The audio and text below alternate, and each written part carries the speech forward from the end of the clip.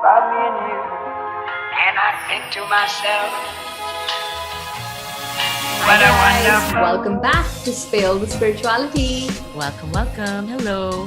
So let's get into it. What are we talking about today? What did we do last time? We talked about those disgusting feelings within us that we just do not want to face.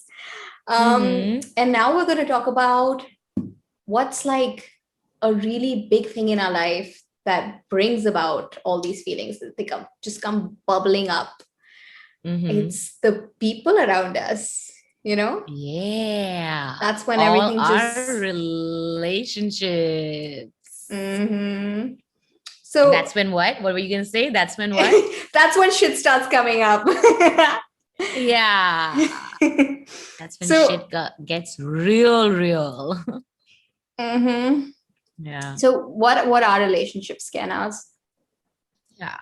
So like when you first say relationships are basically interactions with anyone, whether it's like one fleeting moment or a lifelong. Okay. Any exchange is on some degree, on some level, a relationship at some point in time. Yeah. It's not just your romantic relationship or your friendship or it's all of it, the big basket of relationships. Makes sense. So, I mean, I guess with each interaction that we have, we're operating in that interaction based on the role we're playing, right? So in each relationship that we are partaking in, we're operating in that relationship based on the role we're playing. Now, suppose if I'm with you, I'm playing the role of a friend. But if I go up to my mom, I'm playing the role of a daughter. If I go to my sister, I'm the role of a sister, or so on and so forth, right? So we're having this interaction based on the role that we're playing in that relationship. Yeah. Correct? Okay. Correct. And so we're defining this role. What are we doing that? Yeah. What are we doing? When we are defining something, we are also limiting, right? So we are limited by our roles and also the expectations, vice versa, that are set by others and also set by us because of that role. So it's just like a big bag of yuck because it doesn't really end up working out well for anyone. Yeah, we're like putting ourselves in this box and limiting ourselves. Yeah, it definitely makes sense. So let's see. Kainaz, you're old. You're married. You're 40 and boring and tied down. I love how this was supposed to be a non-judgmental, safe zone, but not for you and I. For everyone else, sure. Yeah. You're 40 and tied down and old and boring, and you've been with one guy for 17 years. Yes, I don't know how you did that. I can't even be with one person for 17 minutes. But so that, like, I would say, like, that's the primary relationship in your life currently, right? Yes. That's the most significant, takes up my maximum time, space, quantum, right? Because you're living with this person. Yes. Yeah. 17 years. Yes, you're right. No, I have to it's almost a whole adult. Like it's almost an adult child. It's older than me. I'm kidding. It's almost as old as me. Yeah. Okay. Sure. You're not a okay. How the fuck have you survived 17 years with one person? Like, take me through this. Take me through your relationship because I need some tips. Okay. So like, yeah, we met like a really long time ago. I was in my early 20s. He was in his mid 20s. And very honestly, initially, so Shan is he's not shy. He's a combination of a little shy, a little reserved, but come across as like arrogant, but he's not. He's just a little reserved and shy. So it took him a while. So he had a whole strategy, right? He never wanted to take the chance of hitting on me where I would even have the chance of turning him down. He just like weighed and lured me in, just tortured me, to make sure that I ask him out almost. Yeah. So it kind of happened like that. And initially, very honestly, the attraction was definitely physical. But it brought out like a different, just meeting and interacting with him brought out like a different side in me immediately. He I already knew this, that this dude can handle me, or at least he can try handling me, which wasn't the case before, right? It was very difficult for people, especially men, especially Indian men, to kind of handle all this in a bag of chips. So yeah. So initially, you're in the honeymoon period. You're just completely goo gaga over each other. You're making out all the time. You're hooking up. You're partying. You're getting to meet his all friends. The fun I was stuff. new in Bombay. Yeah, all the fun stuff. So, all the fun stuff, and everything is so cute, and everything is just sunshine and rainbows, and, like, it's amazing.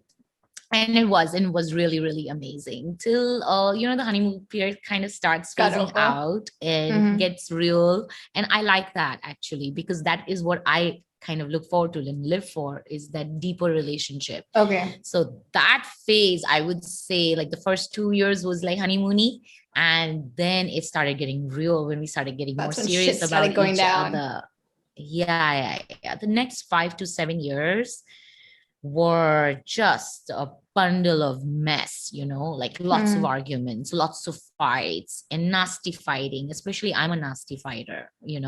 I say things, I can shout, I can be very aggressive, and like, we had to literally work through all of it, like piece by piece. I had to all over learn how to communicate to someone like Sean, who doesn't respond to, I grew up in a Bawa household. All of us are like shouting, screaming, whatever, and it's all okay. The next minute we are okay. When I used to do that with him, he used to get shocked. He's like, babe, you're sonic, I cannot even hear you, you're so loud. So I was like, okay, I need to change my strategy over here. Clearly, this is not gonna work. Yeah. So we did a lot of stuff, when we used to argue and fight, and I used to not be able to control my temper. I used to sometimes get a little time out, and I would write my points down, come back, and then discuss them. Okay. So yeah. So why do you think this was this whole, like you said, this whole turmoil stage? Why was this happening? Where were you guys operating from, that there was so much fighting and so much disturbance in your relationship? So like I said, that's when I started feeling that the relationship is getting real. So we were like really into that boyfriend girlfriend zone, and maybe this could go somewhere like proper. You know? We were still too young to talk about marriage and all of that. We were still like, by this time I was in my mid-20s. It was still early, but it was there in the back of my mind, and for sure in the back of his mind too. And from there, immediately, like, it came to the role-based thing. So insecurities were there, expectations were there, dependency was there, a severe lack of maturity on both our sides was there initially. We hadn't even kind of begun to understand ourselves, and here we were in a relationship trying to understand the other and ourselves at the same time. So that's a lot. And at that age, when there's so many distractions and so many things, it kind of like really rattles you. But it's a good time to get rattled, because you have the stomach at that age to kind of handle all these things. So what made you want to stay in the relationship, though? Like, despite all of this that you're saying was going on in the relationship, something made you stick around, right? What was that? Because I'm telling you, I'd be out the first door. I'd be like, nope, bye. Yeah. So, later on, when we started mature fighting, that's what we call it, fighting maturely. And so we used to call this board meetings. Okay, it's basically pillow talk, right? And I would say, let's assess the relationship. I would be like, grade, so I would give percentage as to what percentage grade I would give the relationship. And that kind of brought me to be more grateful majority of the times. Like, way more was good than was bad. That 5, 10, 7, 15, sometimes even some phases, even 20% that wasn't bad, it was still, the good was always outweighing the bad. So that was very important for me to see. And that's why I kept on making the effort. And that's why he kept on making the effort. Of course, you came up with a board meeting system.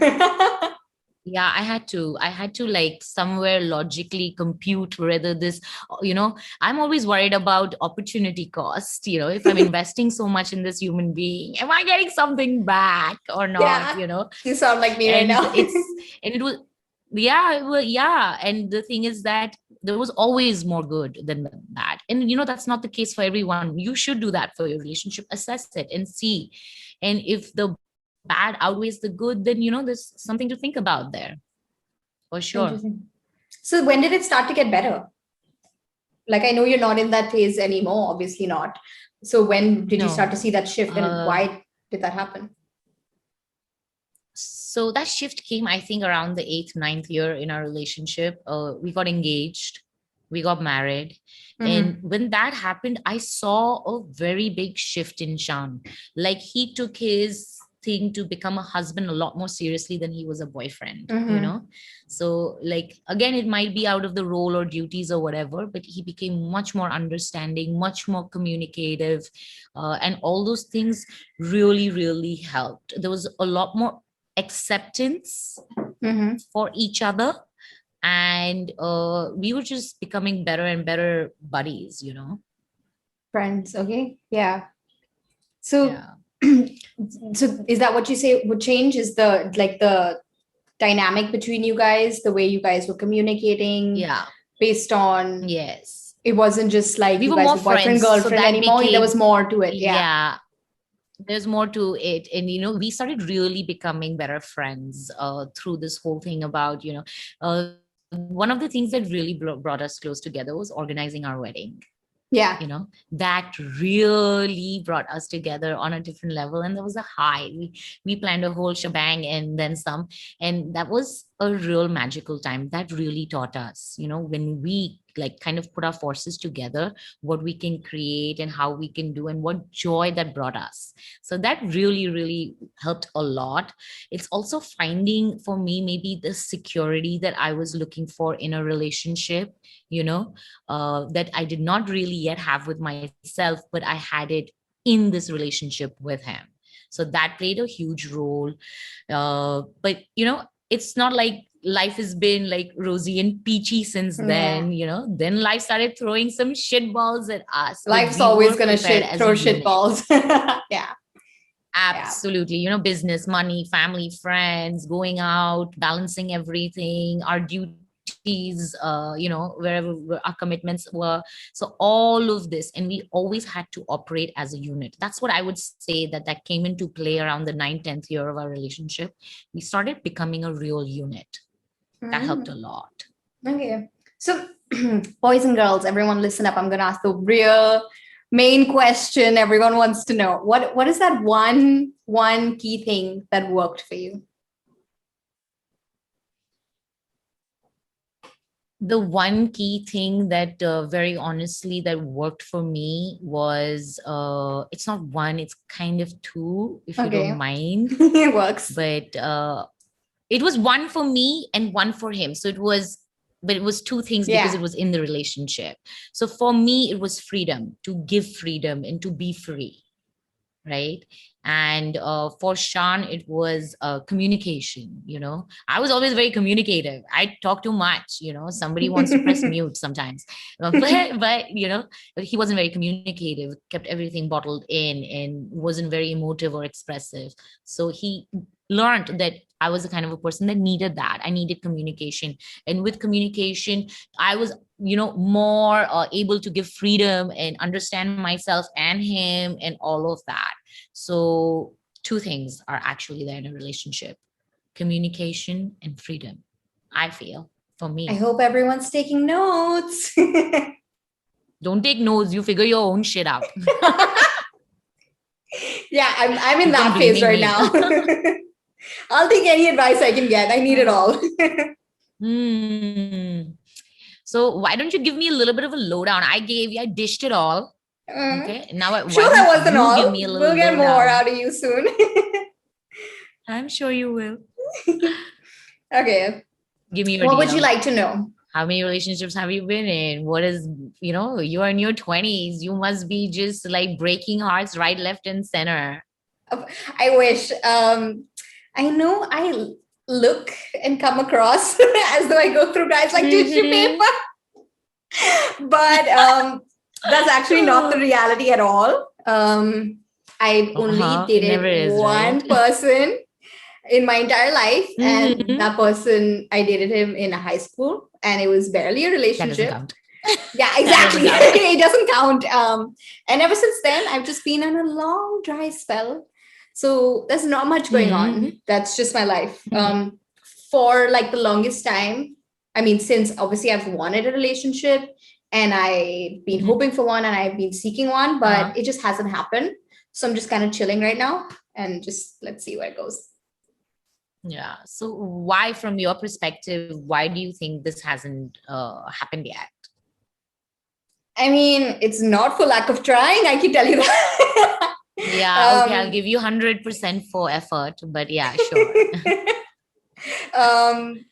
I mean, like I said, for a long time, I was seeking it out and I was taking the action, at least I think I was taking like the action to try to look for it. But especially like the last year, it just hasn't, I mean, it hasn't been going anywhere. So I was just like, you know what, fuck it. I'm just chilling. Whatever has to happen will happen. So, yeah. Okay, but why? What's been happening? Like there must be there must be something, right? I know you always self-talk, right? It's all about me, myself, and I. So I'm pretty sure you self-talk the shit out of this one. Okay. I don't know. I'm like, oof. Everyone's, like we said, we're gonna be sharing our dirty laundry. So I'm a little bit of a nitpicky person. Of course you are. I'm working on it. Of course I am. I'm working on it. And why are you announcing it like we don't know it? Yeah. But there's like, again, these are like my bad qualities that are obviously like coming in the way and hindering me. But again, so it's not, They're not your bad qualities. They're qualities you're working on. You're working on them. I'm working Let's on say them. that. Yes, I agree. Okay. So again, so I'm gonna look at what's happening on my part when like I'm not able to find, because that's again, all you can do. That's all I can do. So again, I think I can be judgmental sometimes. I'm working on it. I'm aware of it, and I'm constantly checking it. But I see that creeping in sometimes when I am trying to talk to someone or something like that.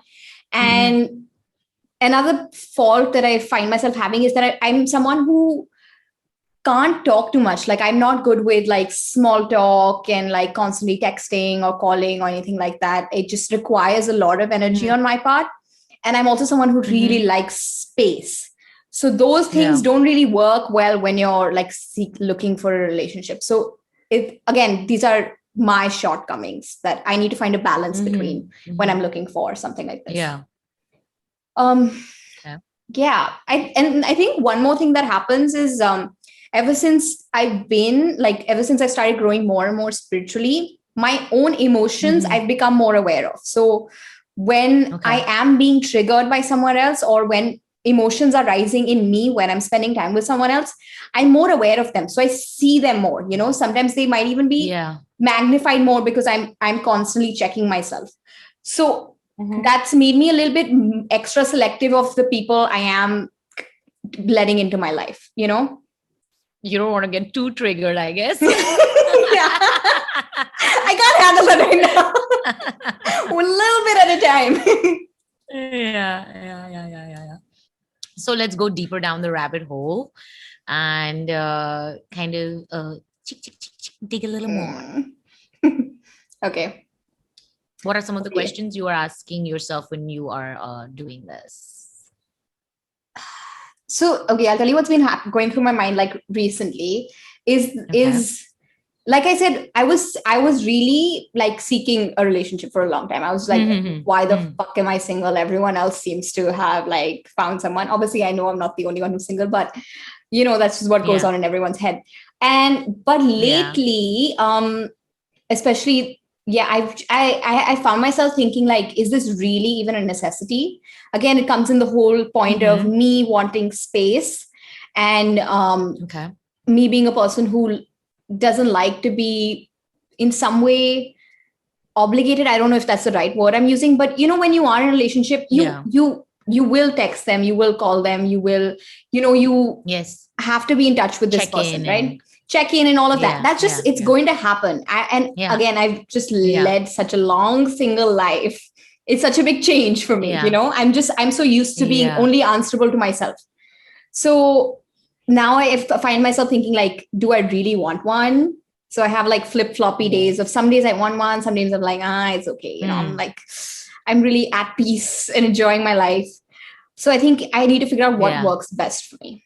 And I think that comes from like a fear of being bound or like, and also like a fear of change in some way.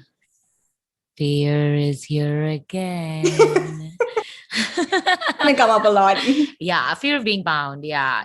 So you're still exploring. So while you are exploring, why don't we look at something else? What is it that you are looking for a partner? You're trying to still figure out if you want one or not. But if the answer is yes, like what you would, like who would you choose? What is that? I think every girl has a list, right? I mean, like you're not supposed to make one, but everybody does, right? So why don't you dish the list? Okay. I guess this is just going to get like copy pasted on my next online dating profile. There's your bio. Let me think. I don't know. Obviously, like, people say I'm not shallow, like people say that's so shallow or I'm not shallow, but there is some sort of physical attraction that's needed when you're starting a relationship. It's just needed. That's just step one.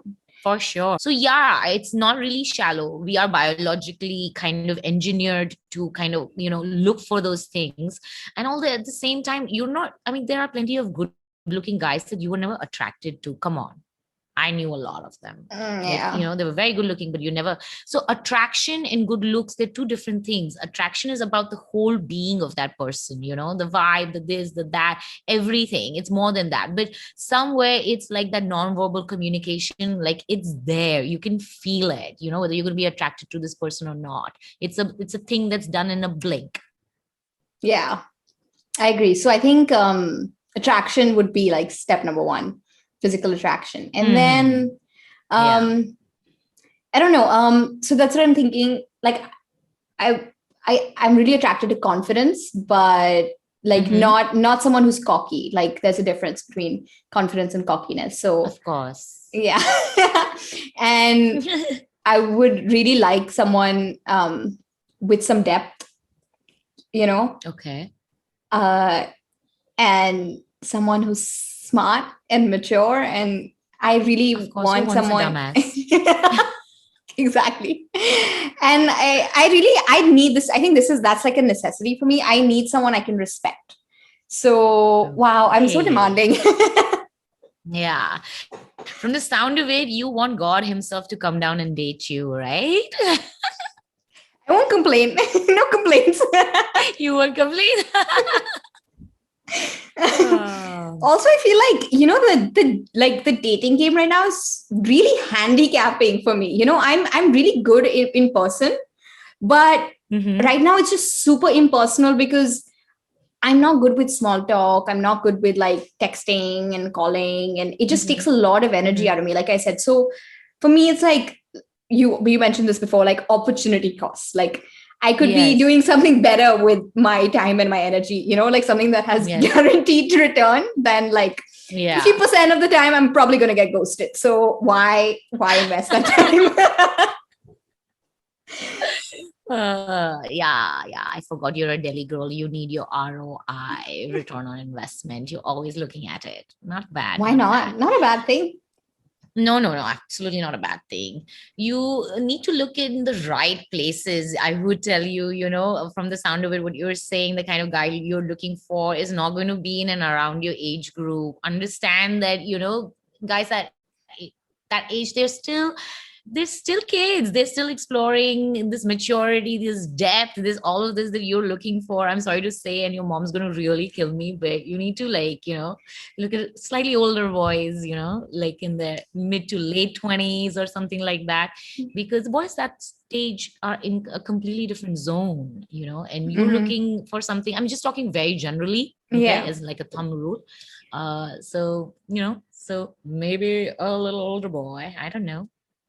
Still exploring. But like I said, I think right now, the main question I'm asking, instead of the why won't anyone date me or where am I going to find this boy, is that is a relationship even necessary? Do I really want to be one? Because or like a romantic relationship, because I find myself wondering that sometimes, why do I feel the need to be in one? Yeah, of course. That flip-flopping happens. It's not a mandatory thing. It's not mandatory. There's plenty of people that go through life and they don't have this aspect of a relationship in a marriage form or something like that. They have other close relationships or other great relationships. It doesn't necessarily have to be in the genre of romantic. Yeah. But it does. It like, I can only say that it does bring a lot to your life. You want an express road to spiritual growth, get into a relationship and see how that fucks you up. Oh my God. Express growth right there. I think it's also really important to talk about it, because it's not being talked a lot, is that it's completely okay to be like me and having barely dated even one person by the age of 22, 23, and or not had a relationship at all, or not had your first kiss, or not had sex or anything like that. And I know people are not comfortable talking about that because that's not what's being advertised out there, but it's fine. Yeah, of course it's fine. It's totally cool. What's not cool is trying to fit in or do something that is not naturally coming to you. Forget that. You don't feel like it. You don't feel like it. It's all good. You can be another 40-year-old virgin. It's completely fine. Anybody out there, it's okay. If that's what you want, how does it matter? You need to be happy with yourself. True. Yeah. Ashna, you're also forgetting, there is one magic element, the magic dust of destiny, that plays a huge role in somebody coming into your life. I feel somewhere that is a factor that's there, the right time, the right place. It shows up, and it shows up for everyone. And if it's not showing up, that's the right thing for you. So destiny is still playing for you. Yeah, makes sense. I think the understanding I've got in these questions that I've been asking for a while now is that I think we're all trying to adhere to these. We spoke about roles in the start, right? We create these roles in each relationship. We're all trying to kind of adhere to these roles and these expectations, and we're feeling a burden to fit into them. We expect a romantic relationship to be a certain way, or we expect someone in their 20s to be in a romantic relationship. So we're all feeling, like I said, we're all feeling the burden to fit into these molds, that have been made for us. But I think it's time to start to realize that we need to figure out what's best for us. And I think I'm in the process of that maybe I don't need a typical relationship that you see out and about. I need to find what does work best for me. Yeah. And the main part about that, I've come to kind of feel and understand, is that, define your own relationship. Definition will be there, define your own relationships, define your own duties in that relationship, right? A lot of relation comes with duties, having duties, wifely duties, daughterly duties, sisterly duties, etc., etc. So you decide what it is that your duty is towards that person, then automatically you'll be always comfortable in fulfilling it. You'll never feel burdened, and same the other way, right? Don't impose your expectation of what somebody needs to be like if they're your boyfriend or friend or husband or etc. And the thing is that we are also constantly looking for that one person to fulfill all our needs that are in there, and that's not possible. If we cannot fulfill our own needs, how can that one person out there fulfill all our various rainbow of needs that we have as human beings? It's not possible. So don't set too many expectations also. It's better that way, see where it takes you. Define your own roles, define your own relationship.